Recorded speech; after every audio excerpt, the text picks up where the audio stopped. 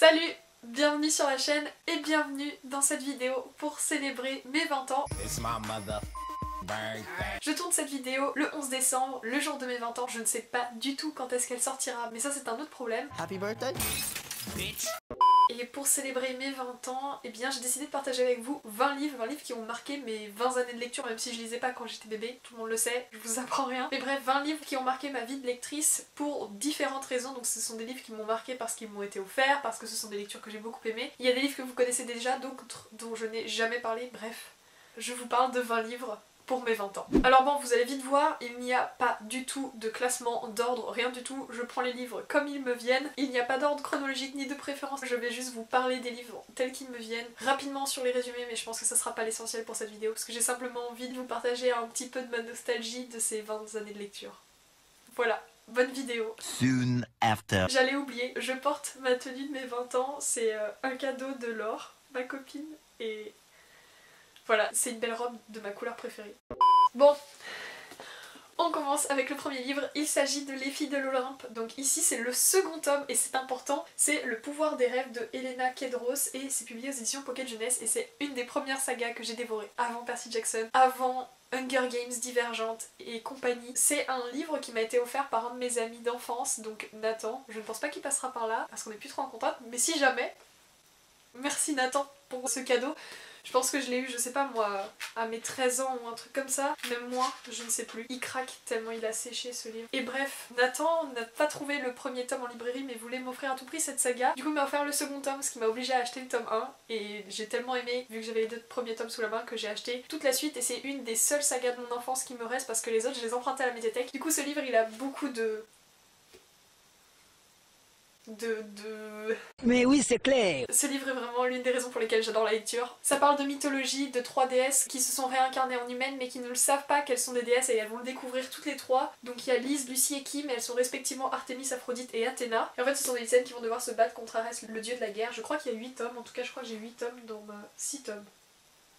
J'arrive pas à lire d'ici, je vois plus rien. Bon, je crois qu'il y a 6 tomes, mais j'ai lu en tout cas tout ce qui est paru et j'ai littéralement adoré. Et c'est une saga qui m'a marqué et je vous en avais jamais parlé. Bonne raison pour lui rendre justice aujourd'hui dans cette vidéo. Ensuite, beaucoup d'entre vous connaissent certainement, c'est un livre qui provient, en tout cas pour mon édition, de l'abonnement de l'école des loisirs que l'on avait quand on était petit. Beaucoup avaient ça à l'école et je faisais partie de ces enfants qui avaient la chance de recevoir tous les mois ou peut-être les 2 mois un album paru chez l'école des loisirs. Et ici il s'agit de Le Prince Tigre de Cheng Jian-hong. C'est publié du coup chez l'école des loisirs et j'ai vu la date au dos, ça date de décembre 2006. J'avais donc 5 ans lorsque j'ai lu ce livre pour la première fois, enfin qu'on m'a lu ce livre pour la première fois et c'est véritablement l'un de mes albums préférés. Un des albums qui m'a le plus marqué tant graphiquement tant que pour l'histoire. Tout est réalisé en ancrage à l'encre de Chine à la plume avec des lavis, c'est absolument magnifique et surtout l'histoire, mais qu'est-ce qu'elle est belle, qu'est-ce qu'elle est touchante. Enfin bref, un des albums qui m'a le plus marqué, qui encore aujourd'hui m'inspire beaucoup et qu'il va falloir lire si vous ne l'avez pas encore lu. Je sais pas si vous voyez, il y avait un vieux fil noir là qui était suspendu au livre. Bref, c'est dégueulasse. Je sais pas d'où ça vient, j'espère que ça vient pas de la robe. Le prochain livre, j'en ai déjà parlé ici et sur Instagram. C'est un livre qui est dans un étui. Il s'agit de Princess Bride de William Goldman et c'est publié aux éditions... À chaque fois j'oublie, c'est Brajlon je crois. A few moments later. Brajlon, oui. Alors ce livre, c'est déjà pour son édition, enfin c'est une édition collector vraiment très très belle en hardback, mais c'est surtout parce que c'est un livre qui m'a été offert par la famille qui m'a accueilli lorsque je suis allée séjourner aux États-Unis pendant 2 semaines. C'est le livre préféré de Les, donc le monsieur qui m'a accueilli, et du coup il me l'a offert en version française parce qu'il savait que j'aimais lire et que lui il lit plus énormément, mais ce livre aussi c'est son préféré et j'ai adoré. Et du coup, ce livre il a autant une valeur symbolique dans le sens où c'est un livre qui m'a été offert par une personne que j'aime beaucoup, mais en plus j'ai beaucoup aimé l'histoire donc voilà. Un des livres qui m'a le plus marqué ces dernières années, je crois que c'était il y a 3 ans, 2 ou 3 ans. 3 ans je pense déjà. Et il est absolument magnifique. Ensuite, le prochain livre, on me l'a offert très récemment. Il s'agit du premier tome de Harry Potter. Et c'est la version du 20e anniversaire, mais ce n'est pas n'importe laquelle, c'est celle en catalan. C'est l'édition catalane. Donc c'est de la maison Gryffondor. Je l'ai aussi de la maison Serdaigle, mais en version anglaise. Et c'est un cadeau de mon copain, parce que j'ai été le rejoindre en Espagne il n'y a pas si longtemps que ça. Donc un livre qui marque un très beau voyage et qui m'a aussi été offert par une personne que j'aime beaucoup. Donc c'était obligé qu'il se trouve dans cette sélection. Et il y a un second livre Harry Potter dans cette sélection. Il s'agit de la version illustrée du premier tome qui m'a été offert par par de très très bons amis à l'occasion de mon anniversaire, donc je crois que c'était pour mon 18e anniversaire. Donc vous le connaissez déjà, ce livre, c'est la version illustrée par Jim Kay. Voilà, c'est très très beau. Et c'est un très beau cadeau aussi. On poursuit sur les cadeaux dans cette vidéo parce que beaucoup des livres qui sont ici sont des cadeaux, c'est pour ça qu'ils m'ont encore plus marqué. En plus de leur histoire, cette fois-ci il s'agit de Liste générale de tous les enfants du monde entier, c'est publié chez Rue du Monde et c'est de PEF. Et ce livre m'a été offert par mon parrain, alors je ne sais pas à quel Noël, en 2011. Il m'a été offert par mon parrain en 2011, donc j'avais 10 ans, à mes 10 ans. Je dirais pas qu'il m'a forcément énormément marqué dans l'histoire, même si j'aimais beaucoup, mais je suis pas une très grande fan des illustrations de PEF, mais ça me touchait beaucoup de voir autant d'enfants réunis dans un seul livre. Un très beau cadeau de la part de mon parrain, donc je devais le mettre dans cette liste. Enfin, il y en avait un autre qui m'avait été offert par mon parrain quand j'étais petite, c'était La Mélodie des tuyaux, illustré par Benjamin Lacombe, avec un CD, mais sauf que je l'ai pas avec moi, il est resté à Paris, parce que c'est un de mes livres doudou et j'aime bien l'avoir avec moi lorsque je suis à Paris. Du coup je pouvais pas le mettre dans cette sélection, mais je vous le cite quand même parce qu'il est important pour moi. Si vous avez à peu près le même âge que moi, vous devez connaître Sarah Kay. Du coup j'ai mis un des livres de Sarah Kay dans cette sélection, c'est le grand livre de Sarah Kay et je suis encore fan aujourd'hui. Vraiment vraiment trop fan des illustrations, des histoires, c'est magique, c'est trop beau. Ce livre, je ne sais pas combien de fois je l'ai feuilleté, je ne sais pas combien de fois j'ai recopié ses illustrations. J'étais vraiment fan quand j'étais petite. J'avais des posters Sarah Kay dans ma chambre, j'avais des coloriages Sarah Kay, j'adorais Sarah Kay. Voilà, j'ai beaucoup aimé Diddled aussi, mais Sarah Kay ça dépassait beaucoup. De beaucoup, ouais. Le livre suivant, il est dans cette sélection pour une toute autre raison. Tout d'abord parce que l'histoire m'a beaucoup marqué par sa fin, par ses dévoilements, mais surtout parce que c'est un livre qui me rappelle des vacances. C'est un livre que j'ai associé à une atmosphère bien particulière puisque je l'ai lu au bord d'une rivière, à l'ombre d'un arbre, où il y avait beaucoup de soleil, à la montagne. C'était vraiment la lecture parfaite pour ce moment-là. Il s'agit de Novia en 1000 morceaux de Haïl et Long, publié chez Gallimard Jeunesse. Et en plus de tout, j'avais adoré l'histoire et surtout la fin qui m'avait complètement retourné le cerveau. Une très belle lecture donc, et surtout un livre que je n'avais jamais vu passer sur les réseaux sociaux, dont je n'avais jamais entendu parler avant de le découvrir. Je n'avais donc aucune attente et ça a été du coup encore plus merveilleux de le lire. Et surtout c'est un livre qui est associé à beaucoup de musique, dont... comment ils s'appellent là, les gars qui surfent là, qui sont blonds? One eternity later. Oh, je vais jamais retrouver le nom. Bah du coup en fait c'était dedans. C'est dedans que j'ai découvert et maintenant j'adore.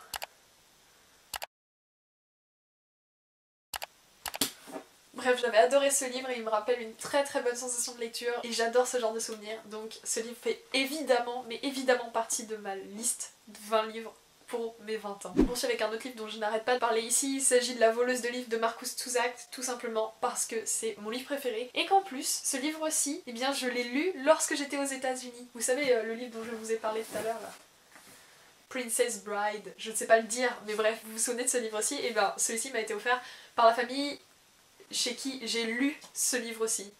Du coup celui-ci je l'ai lu en français mais il y avait quand même une ambiance particulière et en plus j'ai adoré l'histoire donc je ne pouvais que vous en parler une nouvelle fois puis faire ma propagande pour ce livre que j'aime tant et ce film que j'aime tant, c'est mon film préféré aussi. L'actrice qui joue Liesl Meminger joue divinement bien et incarne vraiment trop bien le personnage.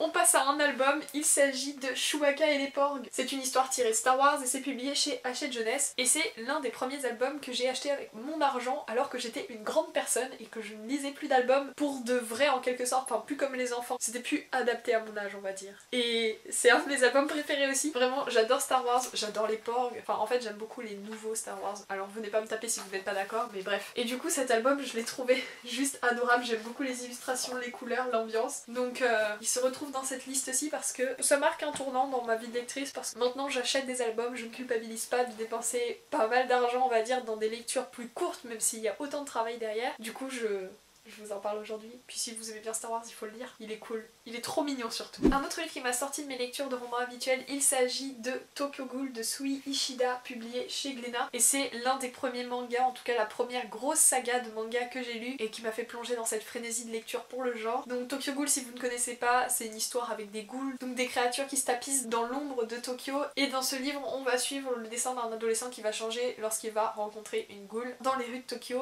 Et j'avais vraiment adoré. Je les ai tous lus, les Tokyo Ghoul et les Tokyo Ghoul Re, mais ça fait vraiment très longtemps, je pourrais les relire tant je m'en souviens pas, mais de ce que je me souviens c'était incroyable et je sais que mon petit frère les a lus et beaucoup aimé. J'ai pas regardé l'animé mais en tout cas le manga est juste génial. Bon ça reste un petit peu gore, faut savoir dans quoi on se lance quand on commence. Le prochain livre est encore un cadeau, décidément j'ai été gâtée pendant ces 20 années. Il s'agit de The Invisible Life of Adi Larue de Vie Schwab et c'est la version illustrée mais surtout la version dédicacé par l'autrice qui m'a été offert par ma maman. J'ai adoré ce livre et du coup je commence à collectionner différentes éditions et celle-ci c'est certainement la plus belle et surtout celle qui a le plus de valeur puisque c'est un cadeau. Il est trop beau ce livre. Il est trop beau.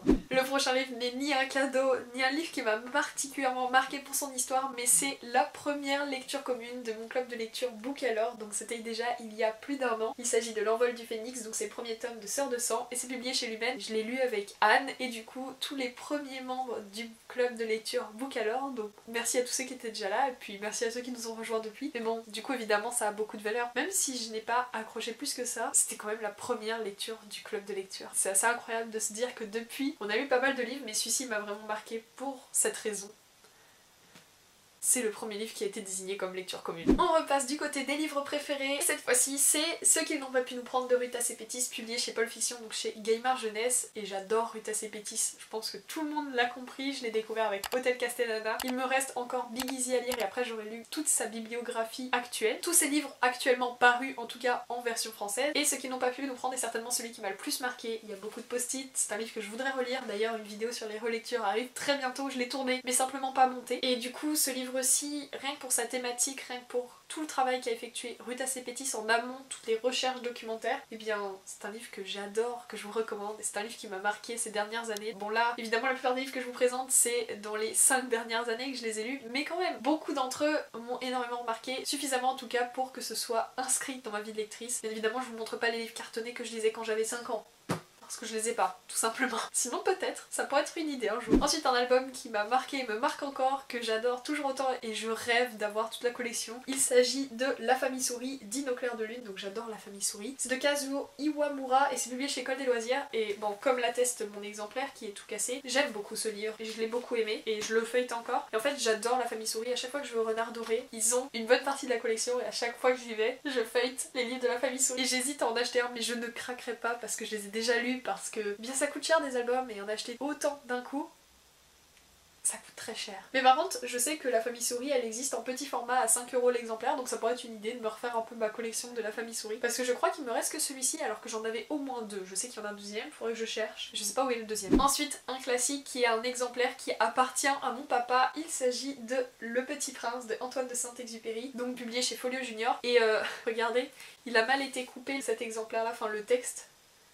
Et pile poil là, et ici aussi, et c'est pareil à l'intérieur. Mais il est quand même très très lisible et voilà, c'est un de mes livres préférés, Le Petit Prince, donc il devait être dans cette section, d'autant plus que c'est un exemplaire de mon papa que j'ai pris chez lui dans sa chambre d'adolescent, donc c'est encore plus marquant. Je voue un culte au Petit Prince, maintenant, à 20 ans, alors que ça fait très longtemps que j'ai lu ce livre et j'aime toujours autant. Je l'ai relu plusieurs fois et c'est très rare que je relise des livres. Je n'ai relu que Harry Potter et Le Petit Prince en roman, je crois. Après c'est que des albums ou des BD que j'ai relus, ou peut-être des mangas, mais niveau roman, j'ai fait très peu de relecture, mais celui-ci, il y est déjà passé plusieurs fois. Pour poursuivre sur mes livres préférés, il y a Les Fiancés de l'hiver de Christelle Dabos, qui est le premier tome de la saga La Passe Miroir publié chez Gallimard Jeunesse. Alors j'en parle très peu sur cette chaîne parce que pour moi c'est inné que La Passe Miroir c'est un de mes livres préférés, mais tout le monde ne le sait pas apparemment. Donc je vais le redire, La Passe Miroir c'est absolument incroyable. Si vous n'avez pas encore lu cette saga, mais qu'attendez-vous? Alors si vous le lisez, ne vous arrêtez pas au premier tome. Si vous êtes un petit peu sceptique, il faut lire la suite est incroyable.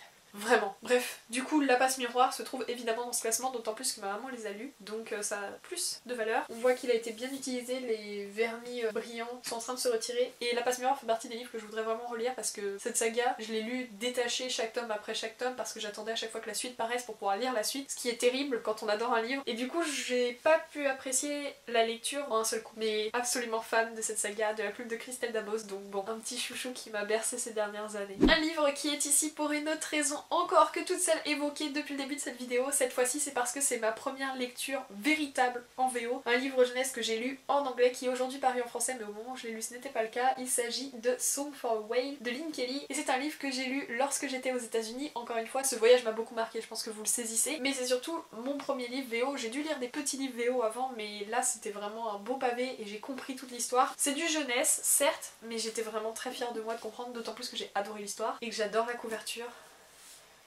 et que c'est trop beau. Franchement, si vous lisez en VO, lisez-le. Il y a même des illustrations, enfin des petites illustrations à la fin qui sont très belles. J'ai tellement aimé. Et enfin, dernier livre de cette présentation, dernier livre de cette sélection de 20 livres pour fêter mon 20e anniversaire. Il s'agit de Éloi et le chamois. C'est publié chez Les Trois Chardons si vous ne connaissez pas. Peut-être que vous êtes juste pas de la même génération que moi, mais Les Trois Chardons c'est vraiment toute mon enfance, comme l'école des loisirs. Et ce livre, je l'ai lu et relu, je l'adore. Et j'ai toujours pensé que c'était Éloi et le petit chamois, je dis toujours Éloi et le petit chamois, mais c'est Éloi et le chamois. C'est une histoire qui m'a beaucoup marquée parce que dans celle-ci, les personnages voyagent à travers un tableau. En fait, dans la chambre d'Éloi, il y a un tableau sur lequel il y a un petit chamois qui risque de faire attaquer par un loup à l'orée de la forêt. Et Éloi et le petit chamois vont voyager entre le tableau et la chambre d'Éloi pour pouvoir se sauver de ce loup. Vraiment une trop belle histoire que j'aime trop, en tout cas trop pour pouvoir me séparer de ce livre qui est vraiment abîmé. Et puis au dos il y a toutes les histoires que j'ai lues et que j'adore. Mais c'est l'un des seuls que j'ai dans ma bibliothèque, en tout cas l'un des seuls que j'ai encore dans la bibliothèque, qui n'est pas dans un carton. Qu'est-ce que je l'aime!